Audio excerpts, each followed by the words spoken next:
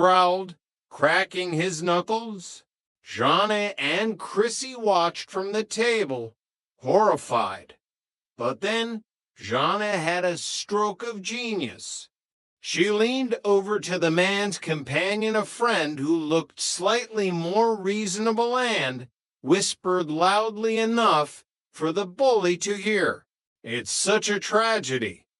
Jack really tries to keep his cool, but ever since that terrible accident in the war, the steel plate they put in his head, if you hit him, the vibration sets off a neurological chain reaction.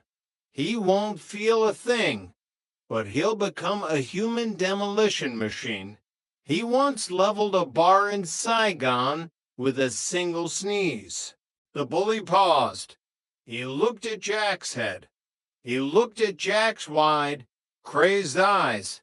He didn't know if it was true, but he wasn't willing to bet his life on it. Okay, the bully muttered, holding up his hands and backing away. "Take it easy, Mac. I didn't know you were special. I'm sorry. Just don't vibrate." Jack stood there, triumphant and utterly confused. As the man fled the pub, he turned back to the girls, his chest puffed out so far he looked like a pigeon. "I was a hero," Jack whispered, basking in the glow of his newfound reputation. A hero with a plate of destiny.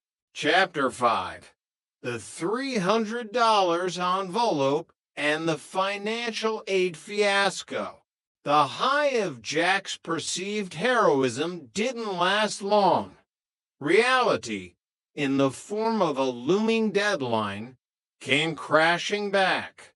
In apartment 4, the primary concern was now a white envelope marked rent in bold, black letters. It was a Monday morning, and the atmosphere was frantic. "Jack, have you seen the envelope?"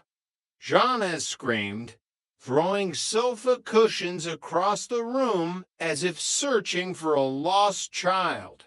"The one with the $300. The one we've been eating nothing but tuna fish and crackers for 2 months to save." Jack asked, his voice rising in a pitch of pure panic. "I thought you had it in your purse." "I put it on the shelf," Chrissy cried, her eyes filling with tears. "Right next to the transistor radio I took to be repaired this morning."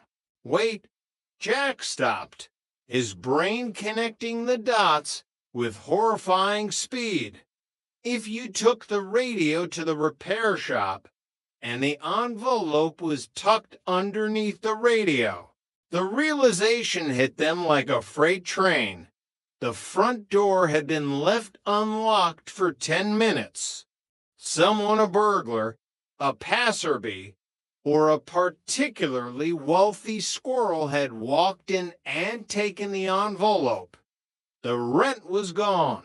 "We've been robbed," Jana wailed, sinking onto the newly repaired couch. "We're going to be evicted. Roper will have our heads on pikes in the lobby. He'll turn our rooms into a storage unit for his old National Geographics." They called the police, but the responding officer was a cynical veteran of the Santa Monica beat who had seen every scam in the book. He looked at the 3 of them, a man and a woman sharing a residence in the progressive 70s, and clearly saw a transparent attempt to dodge the landlord.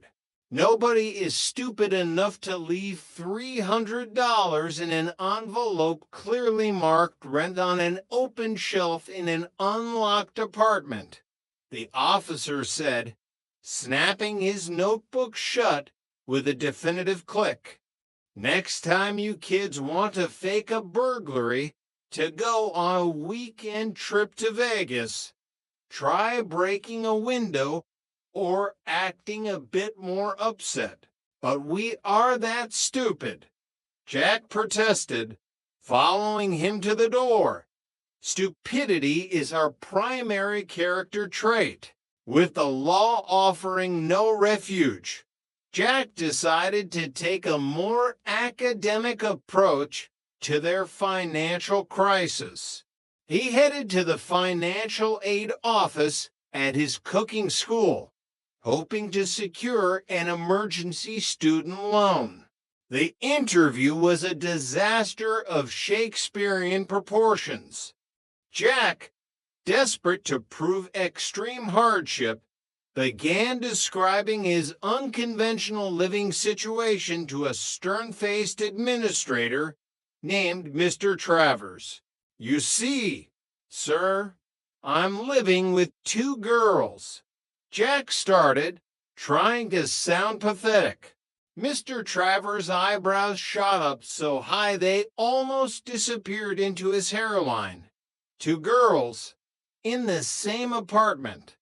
At the same time? Yes, and they're lovely, hard-working girls.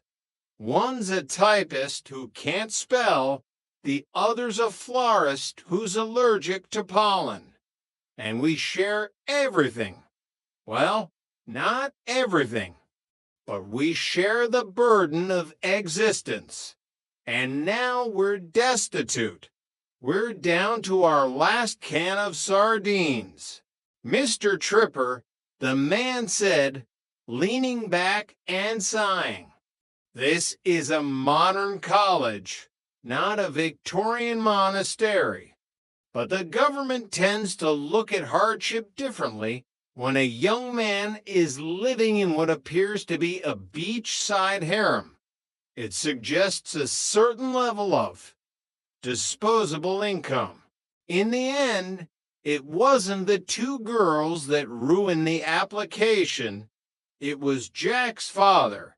Your father earns over $6,000 a year, Mr. Travers said, tapping the forms with a bony finger. According to the federal guidelines, you aren't a hardship case. If your father were currently unemployed or perhaps in prison, we'd be sitting pretty. But as it is, your application is denied. Jack returned to the apartment, his shoulders slumped in defeat. They were packed and ready to flee to the pub once again to hide from Roper's inevitable wrath, when the man himself appeared at the door. "Hold it! Nobody's leaving this building," Roper barked, blocking the exit. "Mr. Roper, we can explain about the money." Jana started, her voice trembling. "I don't want an explanation. I want an answer." Roper held up a yellow receipt book. "I just wanted to know if you 3 wanted to go to dinner. My treat. Helen is driving me crazy, and I need a buffer." The 3 roommates stared at each other in stunned silence. "Dinner?" Jack asked, his voice a whisper. "But what about the rent? The $300? The rent?" Roper looked genuinely confused, which was his default state. "You already paid it. I came up to fix that leaky sink yesterday, saw the envelope that said rent on the shelf, and took it. Naturally. I'm the landlord, aren't I?" "You took it?" Johnny gasped, her legs nearly giving out. "But we thought we were robbed. We had the police here. We had a whole investigation. Why didn't you leave a note? A receipt? A sign from God?" Jack demanded, his relief turning into minor outrage. Roper pulled a crumpled yellow slip of paper from his pocket. "I did. I put it right where the envelope was. Tucked it right under that black radio. Chrissy froze, her hand flying to her mouth. The radio